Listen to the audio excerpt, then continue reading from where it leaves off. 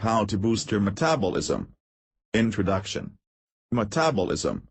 There isn't perhaps a more frequently used word in the weight loss and weight gain vocabulary than this.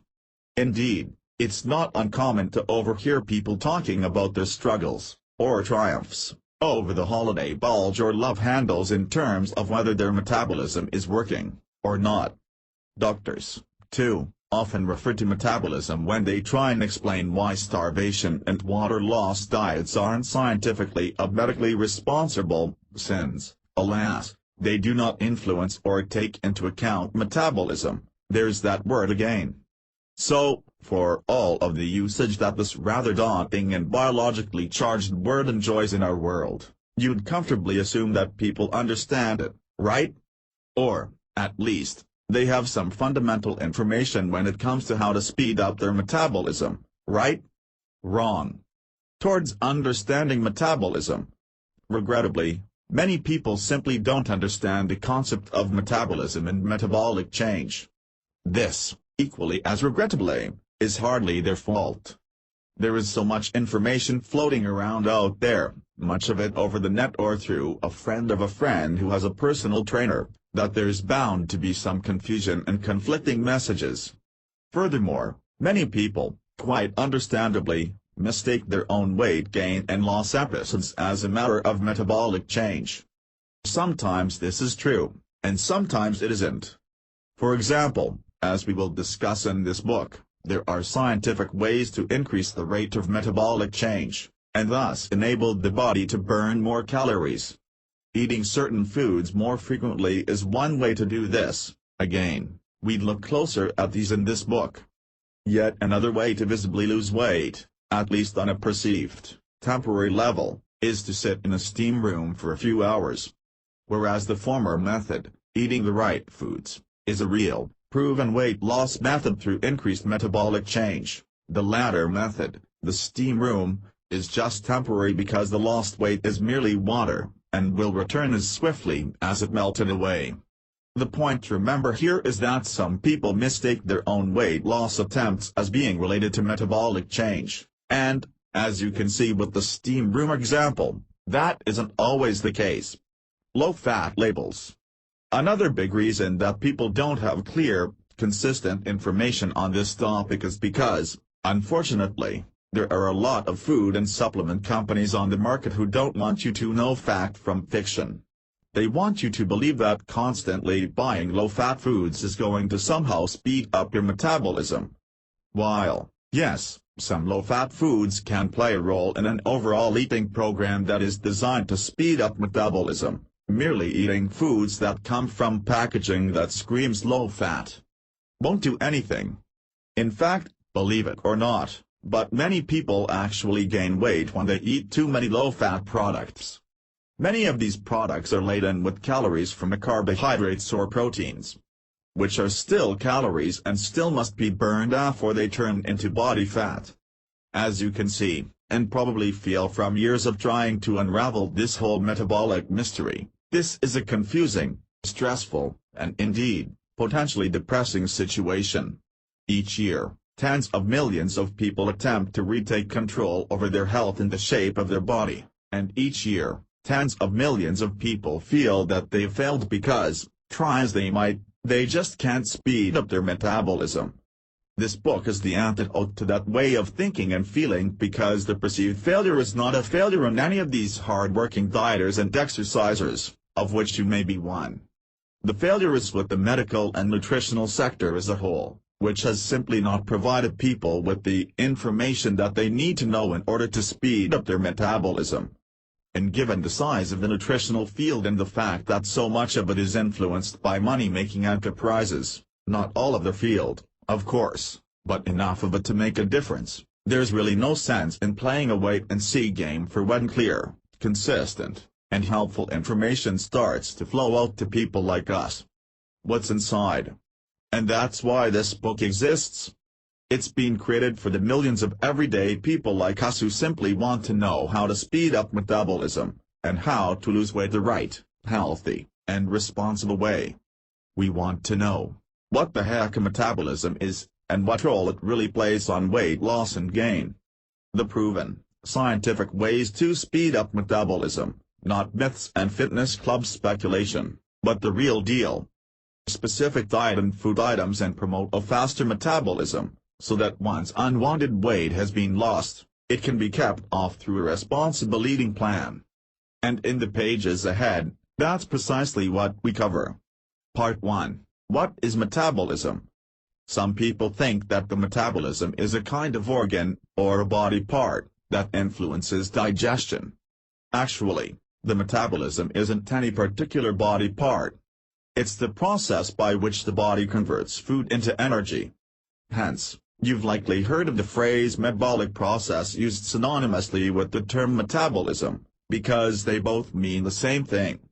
The medical mumbo-jumbo. This isn't a complicated medical text, which should be great news to most of you, and so we don't need to spend an unnecessary amount of time and space focusing on the layered complexity of the human body and its extraordinary intelligence. Yet without drilling deeply into medical details, which are not relevant for our general understanding purposes, it's helpful to briefly look at the biological mechanisms behind metabolism. Metabolism, as mentioned above, is the process of transforming food, for example nutrients, into fuel, for example energy. The body uses this energy to conduct a vast array of essential functions. In fact, your ability to read this page, literally, is driven by your metabolism. If you had no metabolism, that is, if you had no metabolic process that was converting food into energy, then you wouldn't be able to move. In fact, long before you realized that you couldn't move a finger or lift your foot, your internal processes would have stopped, because the basic building blocks of life, circulating blood, transforming oxygen into carbon dioxide, expelling potentially lethal wastes through the kidneys and so on, all of these depend on metabolism. Keep this in mind the next time you hear someone say that they have a slow metabolism. While they may struggle with unwanted weight gain due to metabolic factors, they certainly have a functioning metabolism. If they didn't, they wouldn't even be able to speak, because that, too, requires energy that comes from, you guessed it, metabolism. It's also interesting to note that, while we conveniently refer to the metabolic process as if it were single function, it's really a catch-all term for countless functions that are taking place inside the body. Every second of every minute of every day of your life.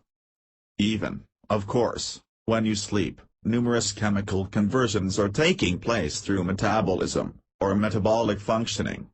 In a certain light, the metabolism has been referred to as a harmonizing process that manages to achieve two critical bodily functions that, in a sense, seem to be at odds with each other. Anabolism and catabolism. The first function is creating tissue and cells.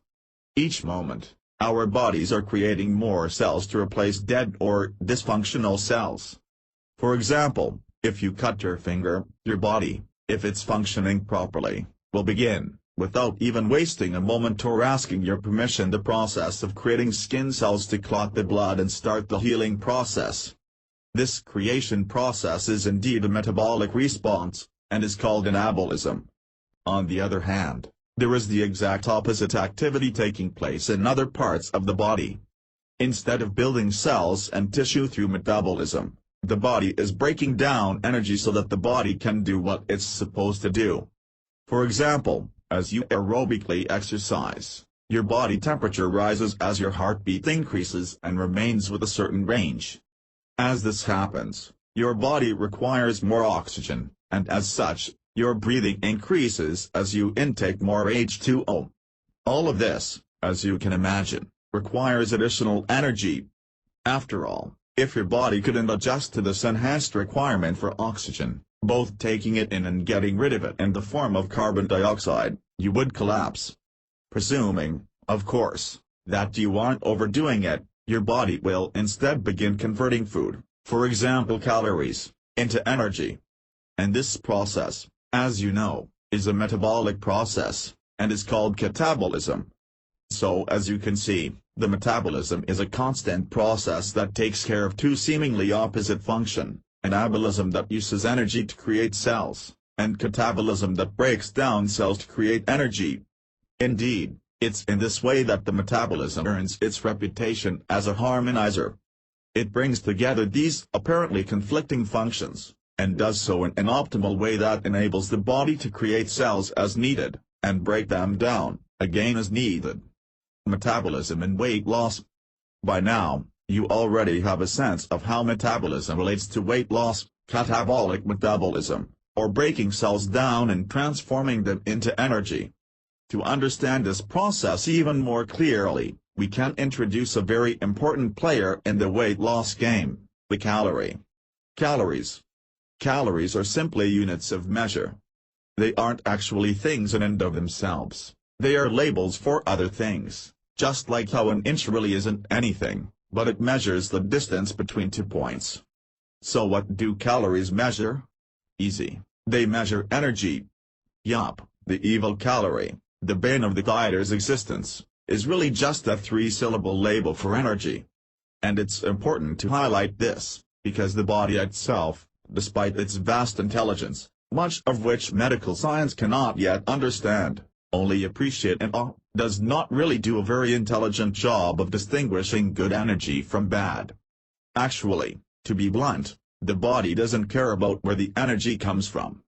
Let's explore this a little more, because it's very important to the overall understanding of how to boost your metabolism, particularly when we look at food choices. In our choice-laden grocery stores, with dozens of varieties of foods, hundreds, perhaps, there seems to be a fairly clear awareness of what's good food, and what's bad or junk food.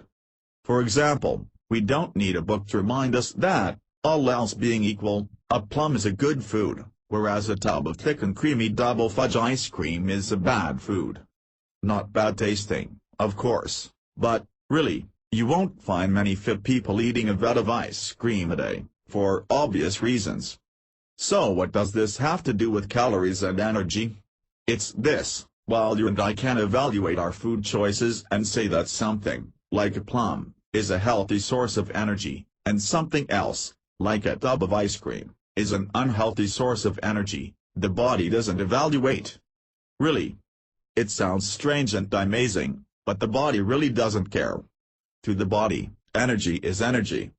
It takes whatever it gets, and doesn't really know that some foods are healthier than others. It's kind of like a garbage disposal, it takes what you put down it, whether it should go down or not. So let's apply this to the body, and to weight gain. When the body receives a calorie, which, as we know, is merely a label for energy, it must do something with that energy. In other words, putting all other nutrients and minerals aside, if a plum delivers 100 calories to the body, it has to accept those 100 calories. The same goes for 500 calories from a small tub of ice cream. Those 500 calories have to be dealt with. Now, the body does two things to that energy: it either metabolizes it via anabolism, or it metabolizes it via catabolism. That is, it will either convert the energy, calories, into cells/tissue, or it will use that energy, calories, to break down cells. Now the link between calories/energy, metabolism, and weight loss becomes rather clear and direct. When there is an excess of energy, and the body can't use this energy to deal with any needs at the time, it will be forced to create cells with that extra energy. It has to. It doesn't necessarily want to, but after figuring out that the energy can't be used to do anything, such as help you exercise or digest some food, it has to turn it into cells through anabolism. And those extra cells? Yup, you guessed it, added weight. In a nutshell, and nuts have lots of calories, by the way, so watch out and eat them in small portions. The whole calorie/metabolism/weight gain thing is really just about excess energy. When there are too many calories in the body, that is, when there's too much energy from food, then the body transforms those calories into stuff. And that stuff, most of the time, is fat. Sometimes, of course, those extra calories are transformed into muscle, and this is usually a good thing for those watching their weight or trying to maintain an optimal body-fat ratio. In fact, because muscles require calories to maintain, People with strong muscle tone burn calories without actually doing anything, their metabolism burns it for them. This is the primary reason why exercising and building lean muscle is part of an overall program to boost your metabolism, because the more lean muscle you have, the more places excess calories can go before they're turned into fat. A final word about fat. There's a nasty rumor floating around out there that fat cells are permanent. And the nastiest thing about this rumor is that it's true. Yes, most experts conceded that fat cells, once created, are there for life. Yet this doesn't spell doom and gloom to those of us who could stand to drop a few pounds. Because even though experts believe that fat cells are permanent, they also agree that fat cells can be shrunk. So even if the absolute number of fat cells in your body remains the same, their size, and hence their appearance and percentage of your overall weight, can be reduced. Recap. So while we haven't gone into any medical detail, because we don't need to or want to, we have covered some key basics about metabolism. In fact, you probably know as much about metabolism now as many so-called experts. The bottom line is simply that metabolism represents a process. Countless processes, in fact, that convert food into energy. When this process creates cells, it's called anabolism. When this process breaks cells down, it's called catabolism. For people trying to lose weight, it's important to experience catabolism. That is, it's important to convert food into energy that is used to break cells down. Catabolism is also important because it prevents excess energy calories from being stored by the body.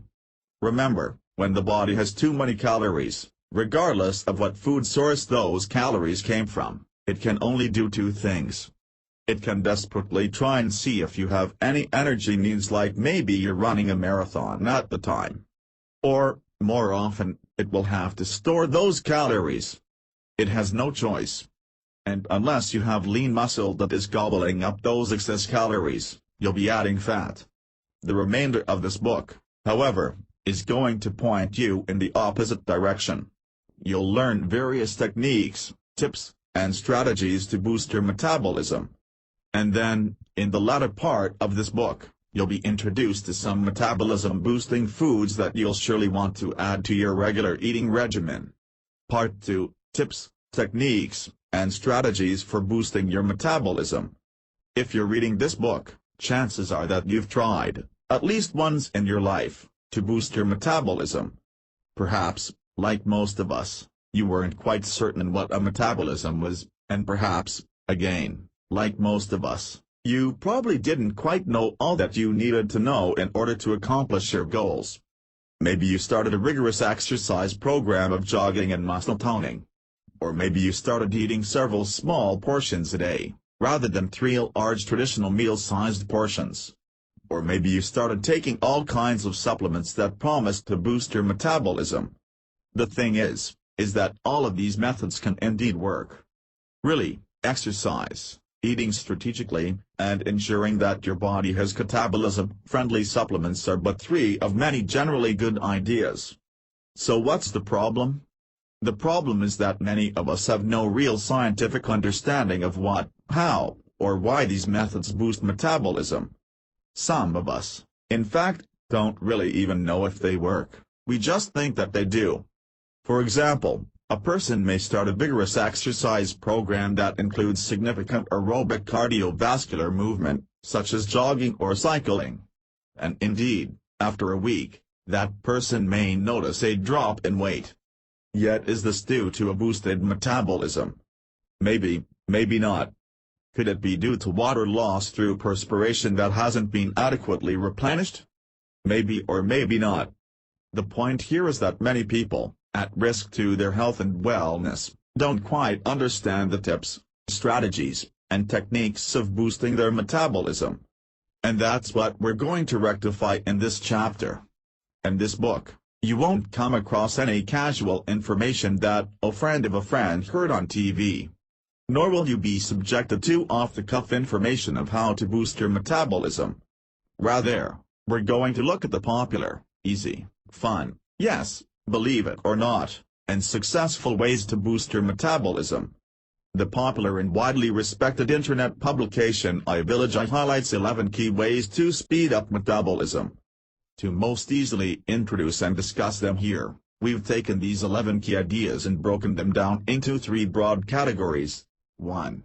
Exercise. 2. Lifestyle. 3. Diet. As you go through each of the 11 key points, you'll certainly note that there is some overlap between them. For example, it's hard to imagine that introducing exercise into your life isn't, in many ways, a lifestyle choice. Similarly, integrating all kinds of metabolism-boosting foods into your diet is surely going to influence how you spend your time, probably less time in fast food lineups, for one. So with this being said, please don't get bogged down in the categories. They are merely provided here to help organize these points, and to help you easily refer to them in the future. The important thing for you to do is understand each of the 14 points, and evaluate how you can responsibly integrate them into your life. Exercise. It's going to be old news for you to be reminded that exercising is a big part of boosting your metabolism and burning up calories. Unless you're born with one of those unusually active metabolisms which allows you to, almost freakishly, eat thousands of calories a day without weight gain consequences, you're like the vast majority of us who need to give your metabolisms a bit of a kick through exercising. Now, you might think that cardiovascular, aerobic, exercise is an important part of boosting your metabolism, and you'd be right.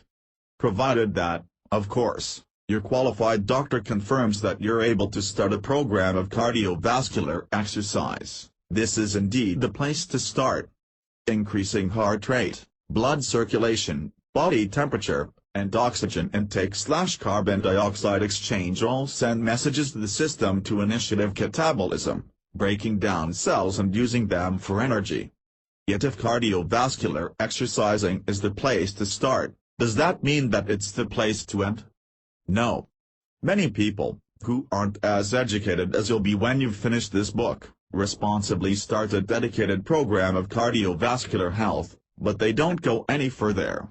Not because they're lazy, but because, frankly, they don't know that there is significantly more that they can do in their home gym, or at the fitness club, that will boost their metabolism even more potently. We focus upon these added activities now, below. Build muscle. Many people, particularly some women, are very leery about undertaking any exercise regimen that can lead to muscle building. The old perception was that muscle building leads to muscle bulking, and before long, gorging for arm veins and other unwanted results. This is, frankly, not the case. Provided that women aren't supporting their workouts with specific muscle building supplements, there is no need to be concerned, because building lean muscle won't make them bulk up. Still, however, the question remains, why would women, and, of course, men, who want to boost their metabolism, focus on muscle building? Isn't cardiovascular exercising the only thing that matters? Again, the answer is, no. In addition to a healthy and responsible cardiovascular program, muscle building is an exceptionally powerful way to boost metabolism. How? Because a pound of muscle burns more calories than a pound of fat. And what does this mean? It means, and get ready to stare and all, that if you have more muscle on your body, anywhere on your body, you will simply burn more calories as a result. You don't even have to do anything. You'll simply burn more calories, because muscle simply requires more of an energy investment. Of course, as you can infer, if you build muscle and then leave it alone, over time, the muscle fibers will weaken and you'll lose that wonderful calorie-burning factory. But that's no problem, because all you need to do is build and maintain healthy muscle. It may sound daunting, especially if at the moment you perceive yourself to have much more fat than muscle. Yet the important thing for you to remember is that once you start building muscle, to any kind of strength training, your body will itself start burning more calories. It has to, even while you sleep, or go to a movie, or read a book. It's like putting your calorie burning, catabolism, program on autopilot. So don't let a little, or even a lot, of extra flab, at the moment, deter you from believing that muscle building is important. Yes, you should enjoy cardiovascular exercise too, because that's ultimately how your body is going to burn existing fat. But muscle building plays a profoundly supportive role in that pursuit. And it's an exponential one, too. The more fat you transform into muscle, the more calories you'll burn simply to maintain that new muscle, and the wonderful cycle goes on and on. Interval training. The basic weight loss nuts and bolts behind cardiovascular exercise or any kind of exercise, really, is, as you know, a matter of metabolism. Essentially, if you can engineer your body to require more energy, your body will comply by breaking cells down to deliver it, and that process, metabolism, burns calories. Simple, right? So based on that logic, something called interval training neatly fits in with the overall plan. Interval training is simply adding high-energy burning component to your exercise plan on an infrequent, or interval, basis. For example, you may be at a stage where you can jog for 20 minutes every other day, and thus put your heart into a cardiovascular zone during this time. This, obviously, is going to help you boost your metabolism and thus burn calories/energy. Yet you can actually burn disproportionately more calories if, during that 20-minute jog, you add a 30-second or 1-minute sprint. Why? Because during this 30 seconds or 1 minute, you give your body a bit of a jolt. Not an unhealthy jolt, remember, we're talking about quick bursts here, not suddenly racing around the track or through the park. By giving your body an interval jolt, it automatically, and somewhat unexpectedly, has to turn things up a notch. And to compensate for your extra energy requirements, the body will burn more calories. It's essential for you to always keep in mind that interval training only works when it's at intervals. This may seem like a strange thing to say, and even difficult to understand, but it's actually very straightforward. The metabolism-boosting benefits that you enjoy as a result of interval training are primarily due to the fact that your body, suddenly, needs to find more energy.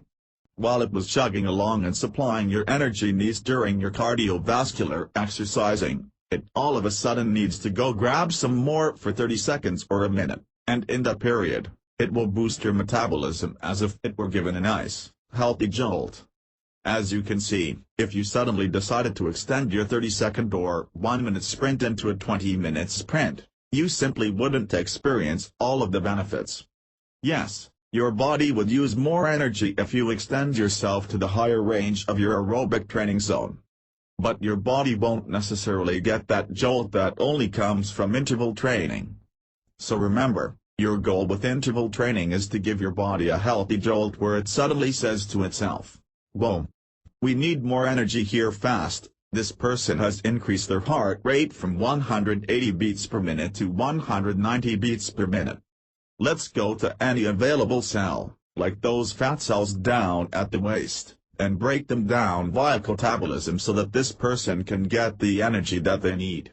Remember, sorry to be repetitive, but this is very important. The whole point of interval training in this way is to give your body a sudden, limited, healthy jolt where it needs more energy, quick. If you simply increase your speed and stay there, while your body may, overall burn some more calories, it won't get that jolt. Also bear in mind that interval training can indeed last longer than 30 seconds or a minute. Some experts suggest that you can use interval training for 30 to 40 minutes, depending on your state of health and what your overall exercise regimen looks like. The reason we're focusing on 30 seconds to 1 minute is simply to give you a clear understanding that interval training is a kind of mini training within a training program. And, as always, don't overdo it with your interval training.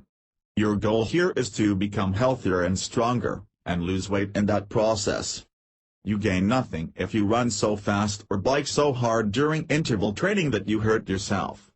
You will actually undermine your own health, and possibly have to stop exercising while torn muscles or other ailments heal. Variety. They say that variety is the spice of life, and this is indeed quite true. But despite this awareness, many people don't spice up their exercise program, which is surprising, since doing so often leads to valuable metabolism-boosting benefits. There are a few easy ways to add variety to your exercise program. We've already talked about interval training, and that is indeed one way to shift your body's metabolic engine into higher gear. Other effective ways are to break up a longer routine into smaller parts. For example, instead of committing to 1 times 1 hour workout a day, it can be metabolism boosting to split this up into 2 times 30-minute workouts, or even, on some occasions, 3 times 20-minute workouts. Furthermore, you can add variety into your daily exercise routine without formally exercising. For example, you can take the stairs instead of the elevator. Or you can start your day with a brisk walk instead of a coffee and the newspaper. Or, instead of parking close to the grocery store entrance, you can walk the distance between a faraway parking spot and the entrance. All of these tips provide to metabolism-boosting benefits. Firstly, as you can easily see, they can make exercising more fun. While, indeed, it's important to have an exercise routine, you don't want to have a boring exercise routine, because then your chances of stopping are that much greater. So adding these new elements to your overall exercise commitment simply helps encourage you to stick with the program. And since exercising is a core part of boosting your metabolism, any technique or tip that helps you continue exercising over the long term is a wise piece of advice. The second important benefit of variety in your exercise program leads us back to the interval training concept, discussed above. When you add variety to your workout, your body cannot get into a groove. Remember, the body is a remarkable piece of work, and will always strive to do things efficiently. Naturally, the overall state of your health, which can be influenced by genetics and other factors outside of your control, will play a role in how efficiently your body runs. But regardless of how your body is put together, what genetic influences you have to deal with, your body really likes you, and wants to do things as efficiently as it possibly can. Therefore, when you start exercising, your body can start to develop a kind of expectation of energy output. It's not doing this to be lazy, it's doing this because, quite sincerely, it wants to help. If your body starts to predict that you need a certain amount of energy to complete a certain task, such as jog for 20 minutes, then it will start to achieve that energy output more efficiently.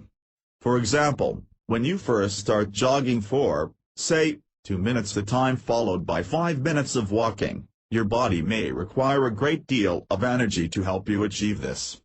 And as a result, you may find yourself very out of breath or tired as your body strives to meet this increased demand. Naturally, of course, catabolism will be involved, and your body metabolism will increase. But over time, say a month or so, your body will simply become more efficient. It will have become stronger, and will be able to supply your energy needs much more efficiently. You may not even break a sweat. What's happened here is that your health has improved. Your body has to work less hard to provide you with your energy needs. Ironically, this can actually obscure your metabolism-boosting efforts, because, as you know, you want to tell your body to start the catabolism process. But if your body is efficiently working, it won't really dig into its reserves, for example fat cells, in order to provide you with the energy that you need. So the trick is to keep variety in your workouts. Many people choose to cross-train for this very reason. It not only targets different muscle groups, but it keeps your body from finding a groove whereby it tried to help you by slowing down metabolism. Remember, your body doesn't read books like this, it doesn't need to, and it doesn't care. It has no clue that a speedier metabolism is good or bad. Now, as far as you and I are concerned, we know that the speedy metabolism is a good thing in our weight loss efforts. But your body doesn't make this evaluation. And so it won't turn on its metabolism just because you want it to. You can't, unfortunately, send a memo to your body and ask it to please speed up metabolism. If you could, then that would be amazing. But that's not reality at all. What we have to do is force the body to say to itself, hey, I need to speed up metabolism because this person needs more energy. And one of the best ways for you to force the body to have this kind of thinking is to add variety to your workouts. Lifestyle. When we come across the term lifestyle, we tend to think of the basic day-to-day habits that we rely on, sometimes without giving them much of a second thought. And this is indeed the case when we talk about how lifestyle influences the speed of your metabolism. Now, quite honestly, most of us live busy lives in one form or another, and therefore it's challenging to really keep an eye on all of our habits. Balancing work, family, hobbies, and other commitments often means that our lifestyle isn't so much of a choice, as it is a necessity. Yet with respect to the fact that many of us face sincere limitations in our lifestyle choices, there are many things that we can do. Little things, but important things, that can help speed up our metabolism. So if you're a bit put off by the term lifestyle, please don't skim over this section. The little things that you change in your regular, day-to-day lifestyle can indeed have the most profound influence on the speed of your metabolism, and the achievement of your short and long-term weight loss goals. Get on the wagon. Do you know people who carefully choose low-fat, low-calorie meal choices, are very disciplined when it comes to not ordering the chef's special pecan pie for dessert, yet to order a glass or two of wine with their meal? Well, unfortunately, these people are really undermining their efforts to boost metabolism. Studies show that drinking alcohol with meals actually encourages overeating, which means more calories that need to be burned away, or transformed into fat. Furthermore, many people are simply unaware that many alcoholic drinks are laden with calories, almost as much as sugary-rich soft drinks. A bottle of beer can deliver a few hundred calories, and most cocktails are in the same range. Wine is generally considered to deliver the least amount of calories, but even this is a bit of a slippery slope. 3 glasses of wine can be worth 300 calories that the body simply has to deal with in one form or another. The tip here isn't to stop drinking alcohol altogether, despite the title of this section. If you enjoy alcohol, then there's no particular reason why you have to quit cold turkey, but you will save a bit of money and not consume as many calories. Simply, the call here is that you become aware that it influences your metabolism. If you consume excess alcohol, even without becoming inebriated, you force your system to deal with more calories. And unless you're compensating for these added calories through exercise or muscle building, catabolism cannot occur. Instead, anabolism will inevitably occur, and new cells will be created from those calories, mostly fat cells. ZZZZZZZZ. ZZZZZZZZ. This is a toughie. Most of us don't have as much control over the amount that we sleep as we should. Work, family, education, housekeeping, and so many other tasks can literally prevent us from getting the amount of sleep that we need. However, as the experts tell us, getting enough sleep actually improves metabolism. On the other hand, people who are constantly sleep-deprived typically find that they have less energy to do regular, daily activities, including digestion. As a result, sleep-starved people often lower their own metabolism. They simply don't have the strength to break down food efficiently, particularly carbohydrates. This is a very difficult issue, because many people can only find time to exercise by borrowing from their rest time. For example, after a long day of work and dealing with family and home commitments, a person may find that the only time they have to exercise, and thus boost their metabolism, is late at night, say around 9 p.m., or even later. So what should one do? Ultimately, it's a question of balance. Naturally, if you're willing to exercise, and your doctor agrees that it's healthy for you to do that, then you're not going to get fit by sleeping instead of exercising. Yet with that being said, if you steal time away from your sleep/rest in order to exercise, over time, you can actually do more harm than good, because the following day, you won't have enough energy to digest what you eat. The answer to this catch-22 lies in balance. You don't have to work out every night. Or perhaps you can integrate a workout into your life during the day, maybe at lunchtime or right after work. Most fitness clubs are open very early, some are even open 24 hours, and if you choose to work out at home, you can do so in a generally affordable way. While some machines can cost thousands, basic machines that get the job done only cost a few hundred, even cheaper if they're used. If you find that you have trouble sleeping, then this can also negatively affect the speed of your metabolism, because you won't have enough energy the following day. Insomnia and other sleep disorders are very common problems, and there exists a variety of support systems in place to help people get the rest that they require.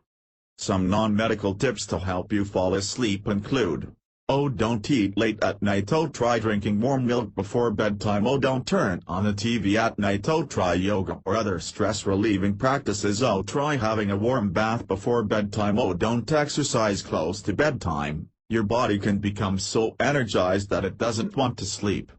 Relax. We briefly noted yoga in the list of things to do above, and that brings us to another key influence of your metabolism: stress. Believe it or not, but experts are now telling us that stress can send unwanted signals to our body, signals that lead to slower metabolism. Essentially, what happens is that when the body is under constant stress, it releases stress hormones that flood the system. These stress-related hormones actually tell the body to create larger fat cells in the abdomen. The result can be both increased weight, through increased fat cells, and a slower metabolism. Obviously, these are two very negative factors in the quest to boost metabolism and lose weight. The last thing that we want is more and bigger fat cells in our abdomen, coupled with the diminished metabolism. Yet this is, tragically, what happens to many people who experience constant, continuous stress. And, alas, this is many people, especially those of us who have to balance so many competing objectives, such as work, family, and other vital tasks. So the advice here is indeed to relax and chill out, and there are some simple techniques that can, and should, be added to your life. These include walking more, listening to relaxing music, meditation, yoga, eating non-stimulating foods, for example no caffeine, no sugar, and so on, and building a daily regimen that includes periodic timeouts where you can recenter yourself in distress. Remember, while relaxing is good advice for anyone, it's important for you to note that stress negatively influences metabolism. So there is a link between how much stress you experience and your ability to break down cells and lose weight. So if you don't want to relax because you don't have the time, then you should realize that your stressed-out life is probably playing a role in your weight gain/your inability to lose weight. There's something good about this time of the month. Now here's a strange one that is for the ladies, only.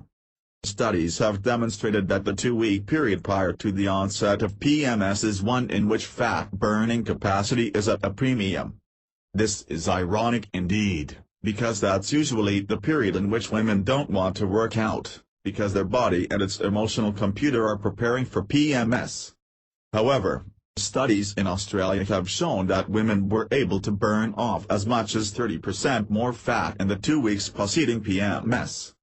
The reason for this, researchers argue, is because this is when the female body's production of estrogen and progesterone are at their highest.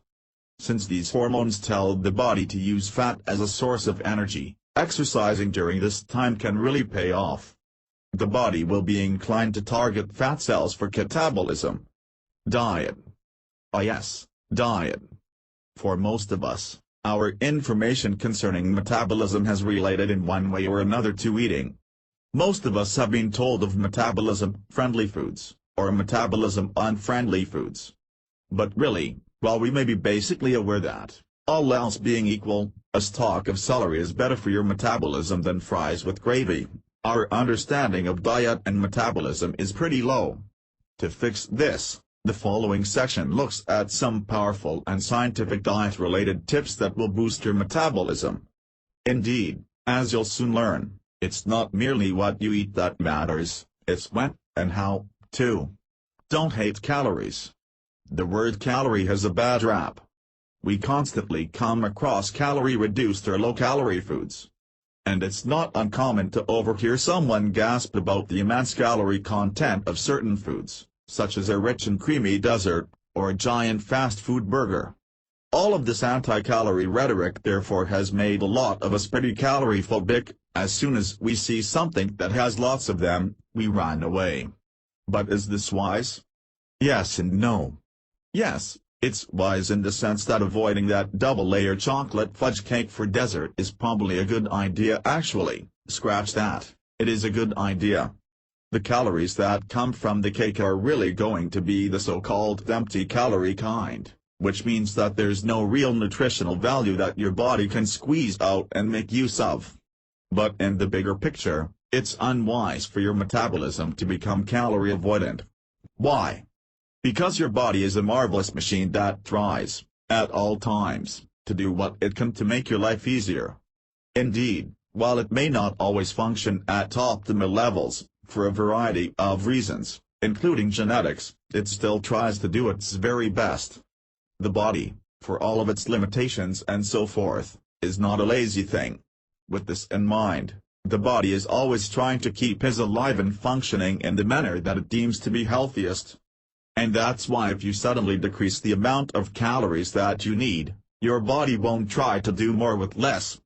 In other words, your body won't respond in the way that you want it to. It won't necessarily provoke catabolism and thus reduce weight and fat cells. Instead, your smart and wise body will try to keep you alive by slowing down its metabolism. It will simply believe that something is wrong, maybe you're trapped somewhere without food, and it will just begin to become very stingy with energy. So what's the end result? If your body needs 2,000 calories a day to survive, and you suddenly give it only 1,000, it won't begin to burn off 1,000 calories worth of cells that you have lying around on your love handles.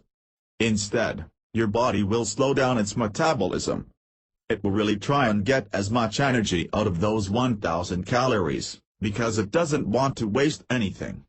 Physically, you'll naturally feel more tired because your body is being very miserly with energy, and will devote its 1,000 calorie ration to essential systems, like blood and oxygen supply, and others. Metabolically, you won't be burning off extra calories. In fact, you can actually gain weight by dramatically reducing your calorie intake. The flip side of this, of course, is that you should consume a daily caloric intake that is proportionate to your body size, type, and weight loss goals. And then, once you determine the amount of calories that you need, probably with the aid of a qualified nutritionist or fitness expert, you can provide that to your body via healthy, efficient calories. For example, if your body needs 1,500 calories per day, and one slice of double fudge chocolate cake delivers a whopping 500 of those, then you can see that eating just one of these slices will take up a full 1/3 RD of your daily caloric needs, and that's not good. On the other hand, you can see that drinking a tasty fruit smoothie made with yogurt and nuts can deliver half as many calories, but provide you with essential nutrients, vitamins, and other elements that your body needs to healthily do its work. Eat more? Fresh on the heels of the discussion on calories, it's also helpful to note that eating frequently throughout the day can be very good for boosting metabolism. There are a couple of reasons for this.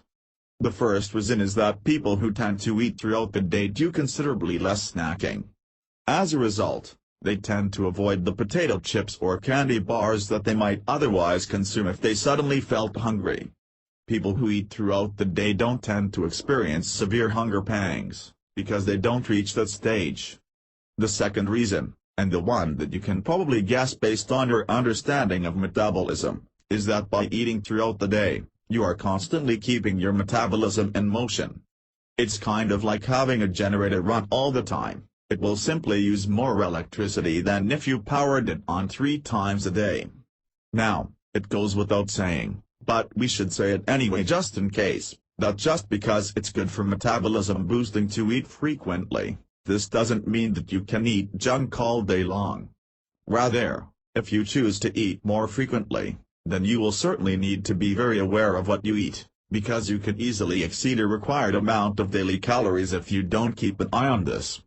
That's why, if your plan is to follow the eat more to burn more approach, then you should keep a food journal that notes what you eat, and drink of course, throughout the day. You should not merely know the calorie levels of what you eat, but you should know the overall nutritional values, too. For example, if you're on target to eat 50 grams of protein per day, then you want to make sure you reach this target and not exceed it or come in below it. In other words, merely focusing on calories is only half of the job.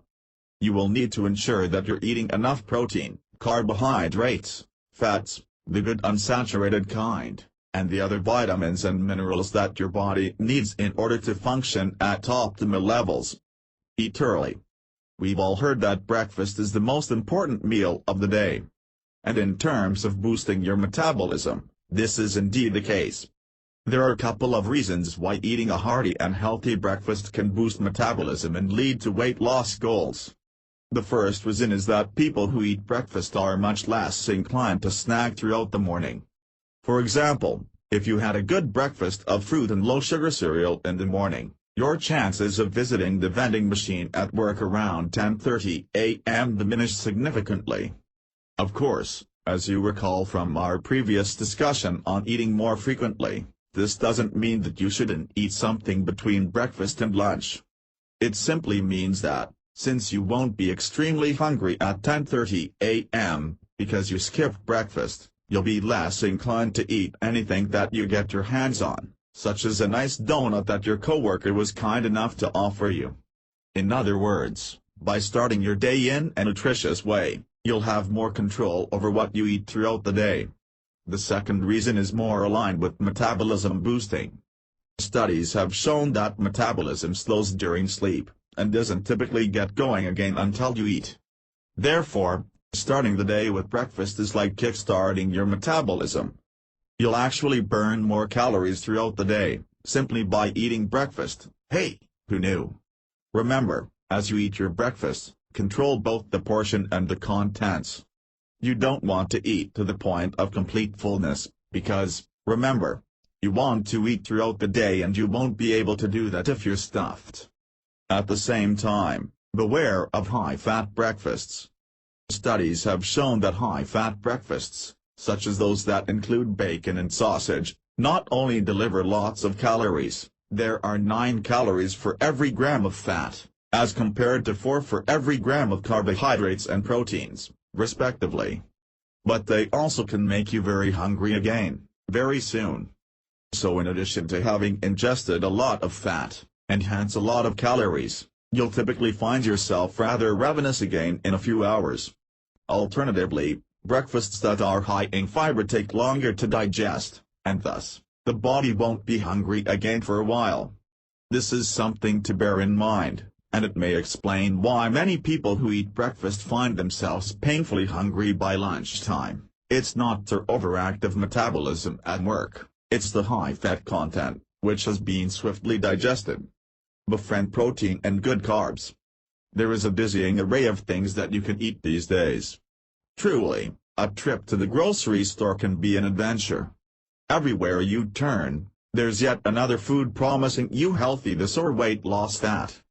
Added to this confusion is that there are some foods that are beneficial for metabolic boosting, and some that aren't, and the differences aren't always well known. Fortunately, we're going to tackle this problem right now and describe the 3 basic food groups/types that are indeed good for a speedy metabolism.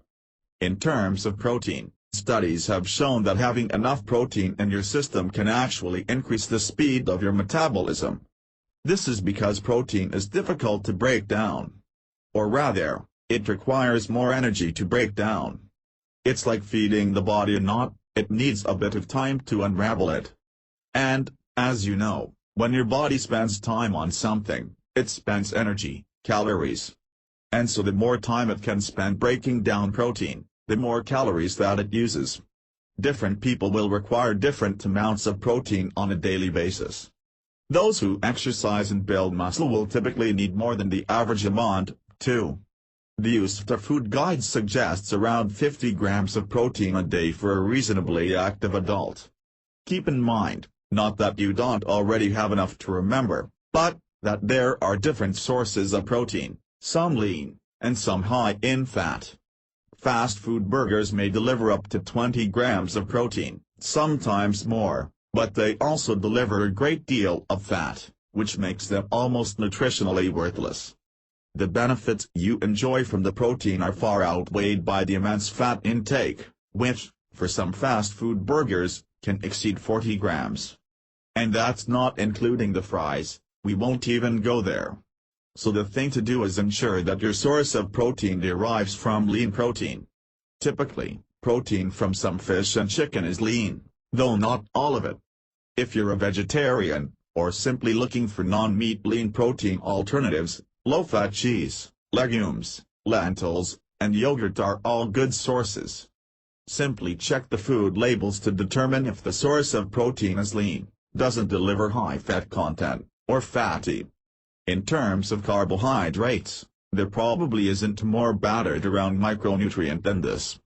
It's gone from being the greatest thing in weight loss history, to one of the most reviled. And really, it's not the fault of the innocent carbohydrate. It's really just a matter of information and knowledge, instead of speculation. The thing to remember is that when carbohydrates are refined, such as white bread and potatoes, they are what the diabetic world refers to as high glycemic index, GI, foods, because they require spikes in insulin in order to be digested. As you may know, when insulin is released into the system, it promotes the storage of fat, and some experts believe that it also pushes down metabolic speed, which makes sense. Therefore, the good kinds of carbohydrate to consume are those that are high in fiber, and those from fruit and vegetable sources. Why? Because these sources of carbohydrates don't score high on the glycemic index. In other words, they don't cause a spike in insulin levels, and therefore, they don't promote fat storage. Conclusion. We've come a long way. We now actually know more about the metabolism, and how to increase metabolic speed, than most people, and we're therefore in a position to put that information to good use. We've learned that the metabolism is a process and not an actual body part. It harmonizes to essential bodily functions, converting food into cells/tissues, and breaking cells down to provide energy. We learned that the former process is known as anabolism, and the latter is catabolism. Indeed, it's this latter process that influences our ability to lose weight, and to keep it from coming back. Yet going beyond the biological basics, we also learned of three integrated aspects of speeding up metabolism and losing weight. These aspects were categorized in terms of exercise, lifestyle, and diet. And within each of these three categories were a total of 11 important, practical, and quite easy ways to boost metabolism. Now, indeed, it's the time for action, for as they say, wisdom is the result of experience, not study. Obviously, of course, it was essential for us to understand this subject and how it relates to boosting metabolism. So in that light, study is invaluable. But now you're equipped with the knowledge that you need. The next step, boosting your metabolism, is all up to you. Good luck, have fun, and enjoy your better, leaner, healthier life. A final word, common metabolism boosting myths. The Spark Diet Resource Center has consulted fitness experts to find the four most prevalent myths concerning metabolism and metabolism boosting. Since this book has been about reality and not myths, we didn't cover any of them in the actual book. Yet, considering how common these myths are, it can indeed be useful for you to know them, and to know that they're myths. That way, if you come across them in a magazine, at a fitness club, or just from the well-intentioned but misguided advice of a friend, you can confidently say, or at least just think, sorry, but that's a myth, I'm not going to fall for that one. Myth #1, Diet Pills. The general consensus on diet pills are contained in two powerful words, buyer beware. The problem here is that many makers of diet pills offer claims that simply aren't realistic, and if you read the fine print of most of these advertisements, you'll see that they're really too good to be true. Little notes like the claims made in this advertisement are not typical should be enough of a wake-up call to realize that there's more to the story. In some cases, diet pills can help boost metabolism temporarily. This, however, can be risky and generally shouldn't be done without a doctor's say-so. Unfortunately, people can become somewhat addicted to diet pills, and this can lead to disaster. And before we go on to myth #2, remember that some diet pills are water loss pills. That is, they are diuretics that promote water loss, usually through excess urination. The jury on water loss diet pills is somewhat less open-minded than diet pills in general. They don't work. Seriously, water loss diet pills are built on the premise that you'll lose weight through water. And, yes, that's true, if you urinate 15 times a day, you're physically going to weigh less. But this is not actual weight loss. This is merely unhealthy temporary weight loss, and it will come roaring back the minute that water stores are replenished through diet. Or, even harder to comprehend, if a person taking these water pills fails to restore their body's fluid needs, they can actually suffer dehydration, which can, and has, led to coma and death. Myth #2, drop caloric intake. As we discussed earlier in this book, but it's so important that it deserves an encore here at the end, trying to lose weight by drastically cutting down calories doesn't work. In fact, it's unhealthy. The thing to remember is that the body's ability to lose weight is not controlled by calories. Calories are the input. The real control mechanism is that famous concept that you've become very familiar with, metabolism. Calories are merely units of energy. It's how your body deals with that energy that determines whether weight is gained or lost. So with that being said, cutting down your caloric intake to, say, 1,000 calories a day isn't necessarily going to help you lose weight, because it doesn't necessarily change your metabolism. Indeed, as you know, if you slow down your caloric intake, your body, which is always trying to help you in the best way that it knows how, will slow down its metabolism. Really, it makes sense. The body says that something has gone wrong. Instead of the 2,000 calories that it needs, it's only getting 1,000. The body doesn't know why this is happening. It doesn't know that you want to lose weight. It just senses that something is wrong. Perhaps you're trapped in a cave or something, or stuck in a snowstorm. So the body, trying to help you, will slow down its metabolism. It will do its best to slow down the conversion rate, so that you have as much energy on hand as possible. Now, if your body was able to read this book and you could say, look, please just do what you normally do, but do it with 1,000 fewer calories a day for a while, then we might actually get somewhere. But the body doesn't work that way. It won't help you lose weight if you dramatically cut down on calories. It will slow down metabolism, and, here's the worst part, if and when you ever increase calories again, your body will have to deal with that via a slower metabolic engine. So you can actually gain weight if, after cutting down your calories for a period of time, you find that you consume extra calories, say while on vacation or something. Myth #3, low-intensity workouts.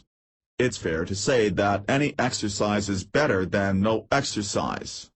So if you lead a sedentary lifestyle, then even walking around your block for 10 minutes a day is going to something positive for your body and its metabolism. True, that difference may be imperceptible to the naked eye, or it may not. The bottom line is that exercise is good. Yet with this being said, some people believe that they should perform low-intensity workouts even when they could be performing more high-intensity workouts. That is, instead of jogging for 20 minutes with their heart at the top end of their aerobic zone, they opt for low-intensity jogs that barely break a sweat. Low-intensity workouts simply don't lead to a faster metabolism. They can't. Remember, as we discussed very early in this book, metabolism is a process. And that process is really one of two types, taking energy and making cells, anabolism, or breaking cells down to make energy catabolism. If you don't achieve a high-intensity workout, your body can't achieve catabolism. It won't need to. And the only way your body is going to go and break down existing cells is if it needs to. So keep this in mind as you exercise, either at home or at a gym. Low-intensity workouts are better than nothing at all, and they may be necessary if you're recovering from injury, or just starting out on the exercise journey.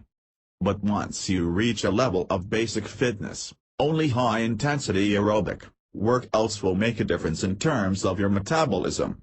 High-intensity workouts force your body to find energy to help you maintain that level of exercise, and it does so through catabolism.